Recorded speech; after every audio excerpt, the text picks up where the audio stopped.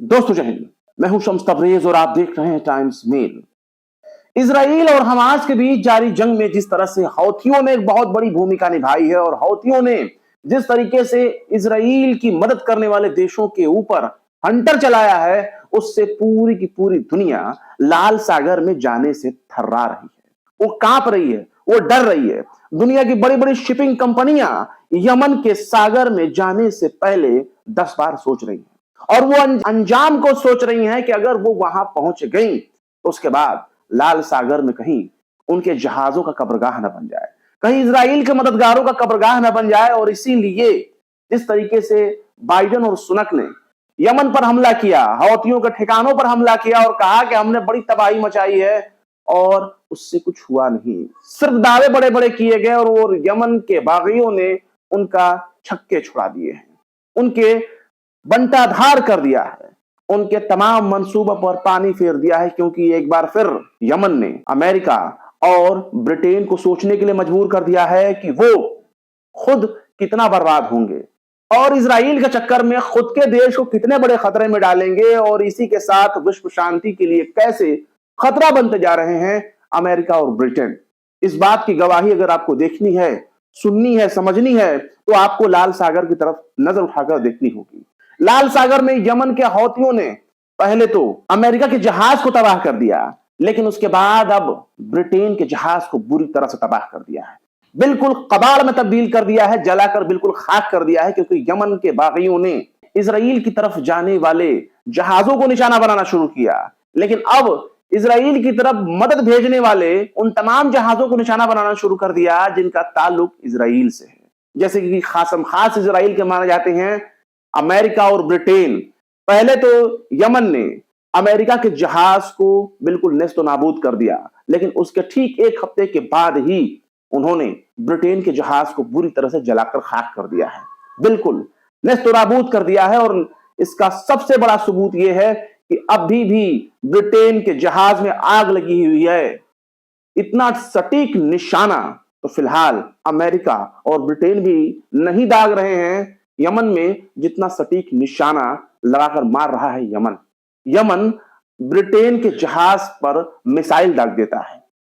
शुरू शुरू में तो यह खबर सुनने में आई कि नहीं कोई बहुत बड़ा नुकसान नहीं हुआ है, लेकिन जब मीडिया रिपोर्ट्स पूरी दुनिया में सामने आने लगी, अलग अलग जगहों से सोर्सेस से खबर आने लगी कि भैया ब्रिटेन के जहाज में तो आग लग गई है, और जो आग लगी है उसे बुझा नहीं पाया है। पूरा क्रू मेंबर हैरान परेशान हो गया कि आखिर इतने बड़े पैमाने पर आग को कैसे बुझाया जाए। अभी भी वो जल रहा है और जलकर खाक होने के कगार पर पहुंच चुका है। और ये यमन के जरिए निशाना बनाए गए इस जहाज का नाम है मार्लिन लुआंडा। मार्लिन लुआंडा ये ब्रिटेन का जहाज है, और ब्रिटिश का ये जो जहाज है ब्रिटेन का, इसमें तेल भरे हुए थे। ये तेल के जहाज थे जो हौथियों के मिसाइलों का शिकार हो गए। हौथियों ने इसका बहुत बुरा हाल कर दिया है। और जिस तरह से आप अपने स्क्रीन पर देख लीजिए, ये जलती हुई तस्वीर जो है ब्रिटेन के जहाज मार्लिन लुआंडा की है, जिसे हौथियों ने निशाना बना दिया। यानी हौती बहुत मुश्किल में डाल रहे हैं अमेरिका और ब्रिटेन को, और अमेरिका और ब्रिटेन जितना कोशिश कर रहे हैं कि यमन को दबा दिया जाए, यमन को नेस्तनाबूद कर दिया जाए, यमन को बर्बाद कर दिया जाए, यमन पर हमले कर करके उसे बिल्कुल तबाह कर दिया जाए, उससे कोई असर नहीं हो रहा। यमन की ताकत और हौथियों के हौसले का अंदाजा आप इसी बात से लगा सकते हैं कि 7-8 साल तक लगातार सऊदी अरब के साथ मिलकर अमेरिकी सेना यमन पर हमले करती रही। यमन के बागियों को दबाने के लिए उन पर लगातार हमले करती रही, लेकिन यमन के बागी तो बागी होना ही उनके लिए बहुत बड़ा एजाज है। और जिस तरीके से उन लोगों ने यमन की उस वक्त की मौजूदा गवर्नमेंट के छक्के छुड़ाए और दोबारा अपनी सत्ता कायम की सना और कई इलाकों में, उसने अमेरिका और सऊदी अरब को यह सोचने पर मजबूर कर दिया कि उनका पाला किसी अरे गहरे नत्थे से नहीं पड़ा, बल्कि यमन के शेरों से पड़ा है। यमन से लड़ते लड़ते सऊदी अरब इस हद तक परेशान हो गया कि बाद में उसने समझौता करके सीज फायर किया यमन के साथ, यानी यमन की नई सरकार के साथ उसने समझौता किया। लेकिन अब यमन के ऊपर हमला करने के लिए लगातार आतुर हैं ब्रिटेन और अमेरिका, और लगातार उनकी कोशिश रही है, लेकिन यमन बाज नहीं आ रहा। यमन पीछे हटने को बिल्कुल भी तैयार नहीं। वो सीधे कहता है कि हम अपने फलस्तीन में मौजूद भाइयों की हिफाजत के लिए हर तरह से कोशिश कर रहे हैं, और जब तक उन तक कोई मदद नहीं पहुंचती, इजराइल तक भी कोई मदद नहीं पहुंचने देंगे।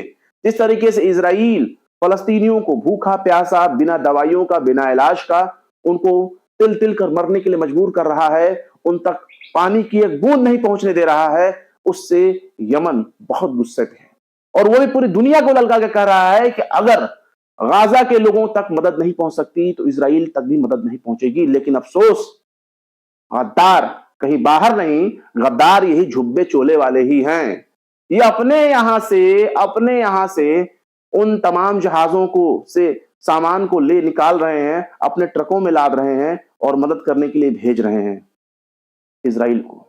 यानी इजराइल तक मदद पहुंचा रहे हैं यही झुब्बे वाले देश। भले ही लाल सागर से अगर कोई जहाज ना जा करके अफ्रीका का चक्कर लगाते हुए दूसरे रास्तों पर आ रहे हैं, तो भी अरब के देश इजराइल की मदद करने के लिए ट्रकों में सामान लोड कर करके उनके यहां पहुंचा रहे हैं, और इस तरह से वो बहुत बड़ी खिदमत कर रहे हैं इजराइल की। मतलब गुलामी उनको कबूल है, गाजा उनको कबूल नहीं है।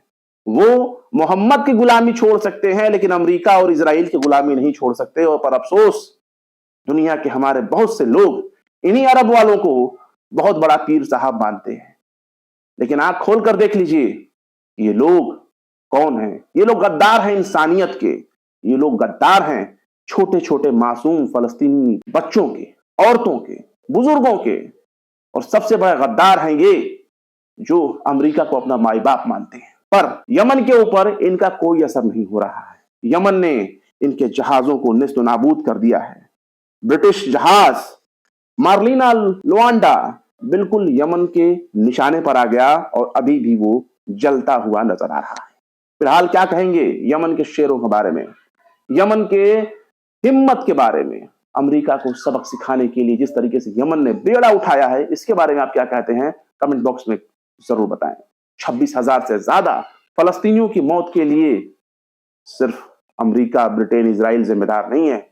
इस मौत के लिए बराबर से शरीक हैं, इस कत्ल में बराबर के शरीक हैं, इस नरसंहार में, जेनोसाइड में बराबर के शरीक हैं अरब के 22 देश, जो हर बार अपना झुब्बा उठाकर दिखा रहे हैं कि उनका अंडरवियर इजरायली ब्रांड का है, अमेरिकी ब्रांड का है, अंग्रेजों के ब्रांड का है। फिर मिलते हैं किसी और वीडियो में एक नई खबर के साथ। शम्स तबरेज को दीजिए इजाजत। जय हिंद। तो देख लिया आपने हमारे इस वीडियो को। हमें उम्मीद है कि आपने हमारे वीडियो को लाइक किया होगा और दूसरों को भी शेयर किया होगा।